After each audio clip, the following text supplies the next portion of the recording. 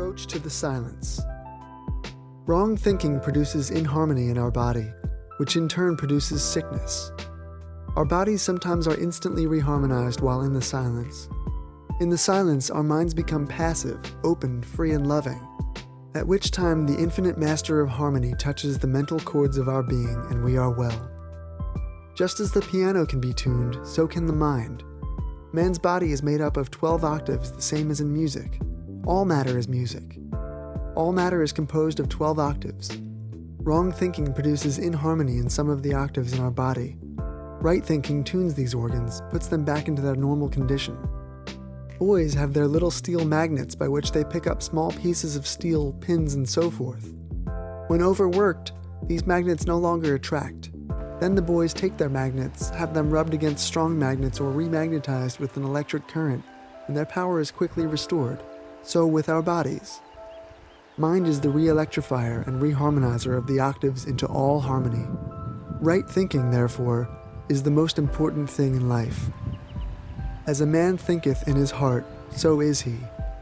Just as a tuning fork near a piano will respond with a vibration when a key of the same pitch is struck on the piano nearby, so likewise do the bodies of men respond to proper stimulus and become in tune. By right thinking, man can reharmonize himself, can achieve health, success, and prosperity. To enter the silence, one must first establish perfect relaxation in mind and body. Then, as the consciousness is brought from one part of the body to another, the tuning takes place. If the leader in the silence should be intoning, there will be many in the audience who will feel tinkling sensations, vibrations, and are often instantly healed. They have been instantly reharmonized. Sometimes it may take several intonings in the silence for a complete healing. Should you have a violent vibration, feel no fear, but thank God for your healing, because the more violent the vibration, perhaps the worse has been your condition, and the more surely has the reharmony begun.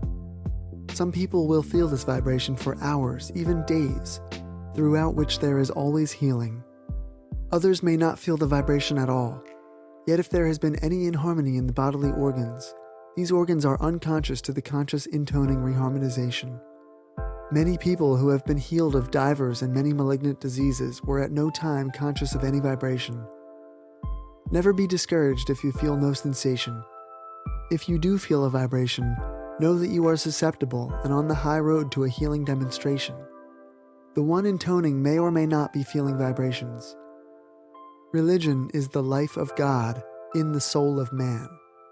The silence is the medium by which the life of God and the soul of man are brought into at one mint. The silence is a medium by which man comes in a closer touch with the infinite, a medium by which man becomes conscious of his nearness to the infinite. The silence is the meeting place where man's spirit links with God's spirit, where spirit meets spirit and the marvel of his grace never ceases. The silence is another way of praying, which is another way of concentration. It is another way of visualization. As a man thinketh in his heart, so is he. In the silence, a man can by his thoughts change his life, his conditions, his environment, his all. By right thinking, man becomes harmonious. A harmonious man in tune with the infinite is on the king's highway to health, success, abundance, prosperity, happiness, love, and peace. By means of wrong thinking, our minds are put out of harmony with the great infinite Spirit of God. As a man thinketh in his heart, so is he. When wrong thinking becomes right thinking, then man's right relationship to God is restored. He becomes an open channel for the influx of the Spirit, so that whatever demonstration he may desire, he may have. In the silence, a man may change his thinking as in no other way, therefore may change his heart, change his whole being, change his environment, change every condition to which he was subject. The human body may be likened to a harp.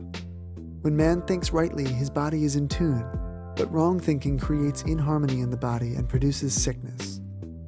Wrong thinking produces inharmony in the mind, which, of course, disconnects man from rightful association with the divine. A man must therefore think right.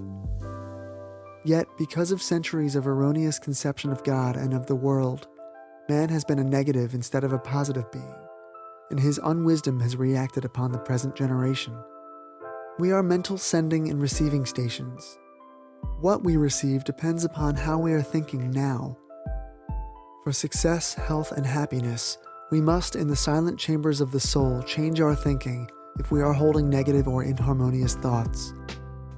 In the silence, there is presented to man his greatest opportunity to change his thinking. Wrong thinking produces inharmony of the body, which in turn produces sickness.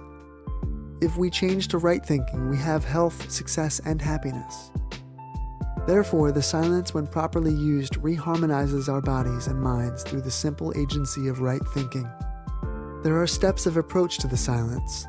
Stillness is one thing, and the silence is another. One may quiet himself physically and not be still, and he may be still without entering the silence. When one becomes physically and mentally at rest, he is apt to become receptive to psychic influences. And when these are not desired, it is advisable to protect oneself while mentally negative. One may affirm his oneness with God, his being surrounded and protected by the divine goodness, and may symbolize this by enveloping himself in thought with the white light of love or the mellowed tints of sunshine. With the senses calmed and unresponsive to the slower vibrations, but responsive to the quicker ones, a peace and calm pervade one's mind, and it becomes consciously receptive to higher vibrations of vital energy. Immune from the lesser harmonies, one opens himself to the greater ones, which are always seeking avenues of expression. With the greater influx of the one life, a sense of power steals over one and he becomes conscious of increased vigor and vitality.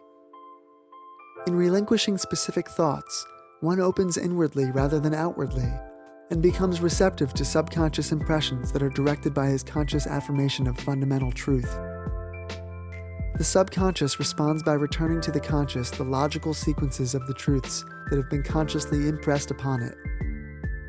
The subconscious follows the lead given to it by the conscious affirmations of truth, and it brings back the consciousness of those truths in their various ramifications.